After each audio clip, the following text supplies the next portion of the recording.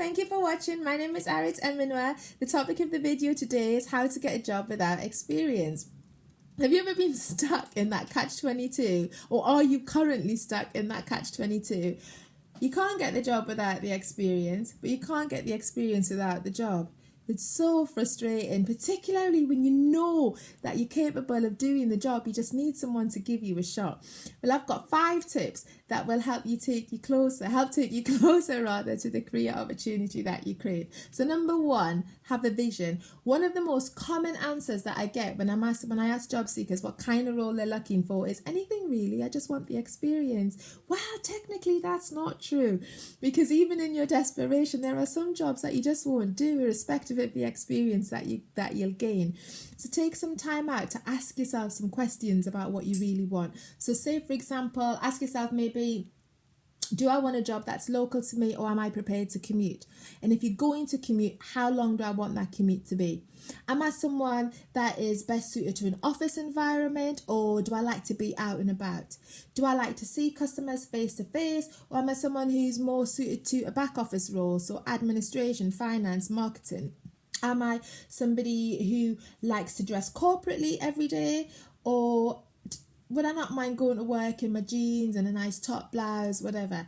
And what are my minimum salary expectations? Is there a sector or a role that really excites me? So there's so many more questions that you can ask yourself, but ultimately what you're doing is pulling together a picture of the kind of business you want to work in, the job you want to do, and the locale. Because once you've got that kind of idea of what you want, you'll be able to narrow your search. And if you're still unsure, then start by asking yourself, what have I least enjoyed about my past work or volunteer experiences? Because knowing what you don't want is half the battle. Just have a vision. Number 2, fake it till you make it.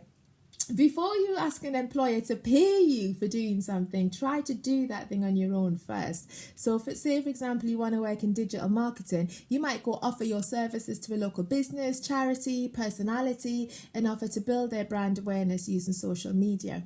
If you're a writer, budding journalist, then it goes without saying, you've got to have your own blog and start to write for other online networks, offer to write a news section for a local business. But ultimately, passion manifests itself. So don't just talk about what you want to do, actually do it. So number 2, fake it till you make it. Number 3, be selective. I have lost count of the amount of candidates I have rang up who've applied for a job that I've advertised, and they've said, can you tell me a little bit more about the job? I've applied for so many. Never a good start. Online job sites are great in terms of their convenience. However, that same convenience, i.e. I can apply for any job, any place, anywhere, at the click of a button, can also make you lazy. So rather than apply for like 10, 15, 20 jobs that are of vague interest, narrow your search to 3 or 4 that really offer the opportunity that you're looking for.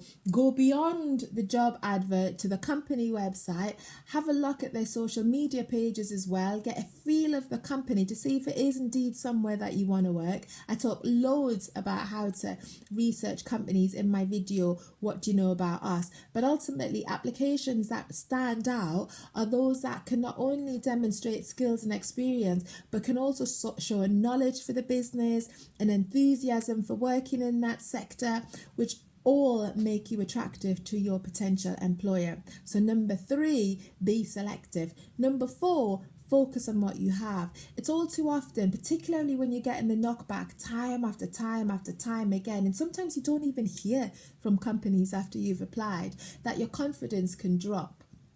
But I put it like that, and you lose sight rather of some of the good stuff that you've done in the past. I always say look at your transferable skills. So just because you learn to drive in a Mini Coupe doesn't mean you have to drive that car for the rest of your life. The skills of driving are transferable into any car, and that's same with your skills and experiences. So say, for example, you've been working in McDonald's, but you want an office job now, maybe in marketing. Then in McDonald's, you learn about customer service, you learn about working to deadline, working under pressure, working in a team, you learn about time management. All of those skills are transferable in a working environment. So don't discount it just because you keep getting the knockback. So when you've got a job description that you really like, have a look at that, but then think about your volunteer experiences, the skills you developed there. Think about your any particular passions and hobbies that you do on a regular basis. As you've been part of a club, cadets, think about you're part of a cycling club, think about the skills you've developed there. Think about, and if you're a fitness fanatic and you do regular fitness challenges, talk about the discipline that you've developed through doing those that'll stand you in good stead in the workplace. So don't discount any experience, but focus on what you do have. So be more solution minded, because that will help you increase your confidence, which will mean you'll be able to sell yourself to an employer a lot better. So focus on what you have. And number 5 is network. Developing your professional network is important at any stage in your career, but don't confuse selling with networking. Networking is all about getting to know and maintaining relationships with people who you can help and who could potentially help you too.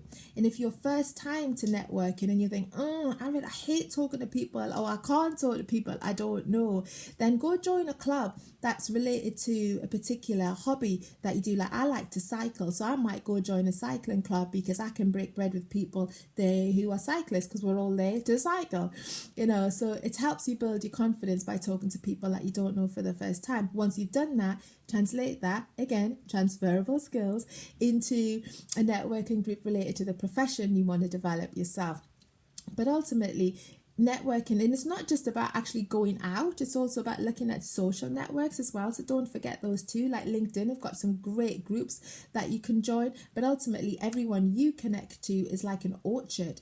So that by knowing them, you can potentially get to know everyone they know too. So don't forget number 5, to network. So I hope you found that useful. Before I disappear, I want to tap into your network. So if you are 16 to 19, have fewer than AS levels, and want to get into the media but don't know where to start, or you know someone in your network of that criteria, then click that button below. We've got a fantastic scheme, Get Creative, that has helped people just like you get jobs in Universal Music, All3 Media, and a host of other companies. So feel free to share the good news, like this video. I hope you've enjoyed it, and I look forward to seeing you again soon. Take care. Bye bye.